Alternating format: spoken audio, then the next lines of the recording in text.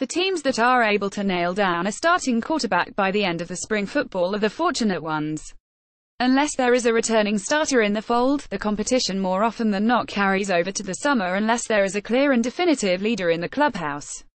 After TCU's chilly spring game on Saturday, head coach Gary Patterson appears ready to move forward, letting this competition play out a little more before the start of the 2018. The quarterbacks have been okay, Patterson said after TCU's spring scrimmage on Saturday, according to the Dallas Morning News. We threw too many picks today. Sean Robinson, the most likely quarterback to end up getting the starting job in the fall and replace Kenny Hill, split playing time with Michael Collins and Grayson Muehlstein. All three had a pass intercepted by the TCU defense, leaving Patterson less than enthusiastic about going all in on any of his passing candidates. Though not panicking by any stretch of the imagination, Patterson is aware he has a few players trying hard, and sometimes that leads to trying to do too much to gain an edge. You gotta understand, as a quarterback and players, you just need to make the players you're supposed to make, and the great plays take care of themselves, Patterson said. TCU, like every college football program in the country including even Alabama, has plenty of time to figure out who the starting quarterback will be. Expect this decision to be made much later in the summer, if not just before the start of the TCU opens the 2018 at home against Southern on September 1st. Follow at Kevin Ong. FB Quinton Baker's oft-times turbulent career at Western Kentucky has run its course. In a statement Saturday, WKU announced that, due to consistent violation of team rules, Baker is no longer a member of the WKU football program and was removed from the team's roster on Friday. On his personal Twitter account, Baker wrote that I learned a lot about myself as well as the game of football and life. I'm sick walking away a better athlete and a better young man, the running back added. Baker also posted a letter from the WKU Athletic Compliance Department, which lays out the schools to which he will be barred from transferring. Those programs include any in Conference USA, as well the teams on its 2018 non-conference schedule, Louisville, Wisconsin, Ball State and Maine of the FCS. Attending WKU was an honor and a privilege. I learned a lot about myself as well as the game of football and life. I'm walking away a better athlete and a better young man. Looking forward to opening my recruitment back up and for the next step in life. American Football Books. pic.twitter.com/xqvb9nq3pq QB_3 combining in closing key cap at Kuhl Baker 5 April 8, 2018. In 2 years with the Hilltoppers, Baker has rushed for 775 yards and 5 touchdowns, adding another 134 yards and a touchdown on 17 receptions. As a true freshman in 2016, Baker's 542 yards rushing were second on the team. He was third in 2017 with 233 yards. That on-field production, however, was mitigated by off-field woes.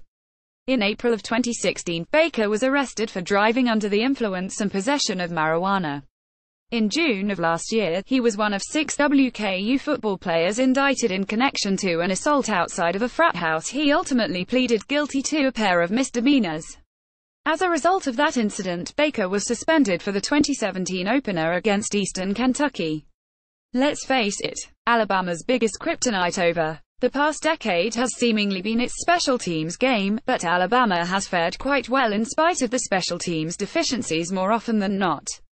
Regardless, Alabama's constant struggles kicking the football remain one of the few areas of concern for Nick Saban on an annual basis. But not this spring. Perhaps Alabama kicker Joseph Bullock has connected on 4 of 5 field goal attempts, each said to be longer than 20 yards out, during a scrimmage on Saturday. Saban's response that was encouraging, Saban said according to ACAL.com, I think probably more than anyone out there on the field today, and I thought Joe handled this pretty well, is when you have bad conditions, how is it going to affect you as a specialist? I thought Joe handled it really well.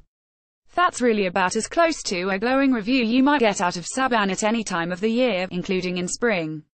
Alabama's kicking duties are up for grabs between Villanova and graduate transfer Austin Jones. Jones, who is set to graduate from Temple this spring, will join the Crimson Tide later this summer and join the competition for the starting job.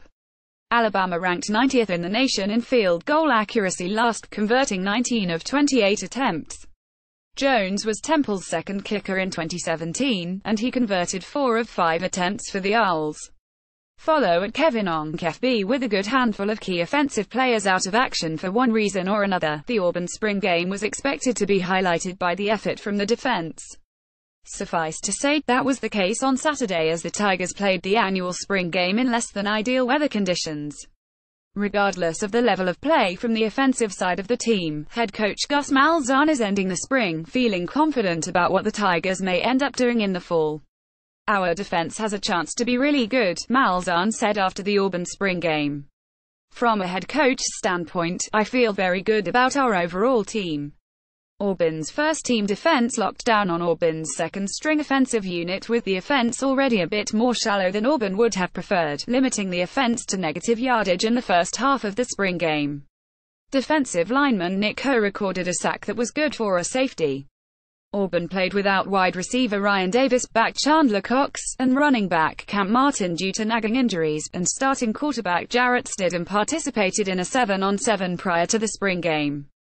Without those notable offensive players, Auburn got a chance to give some other players some playing time to help improve the depth of the team. It was good to see those guys out in front of a crowd, Malzahn said. Overall, both sides of the football got after it and had fun out there playing in front of our home crowd. Auburn still has a pair of practices before calling it a spring.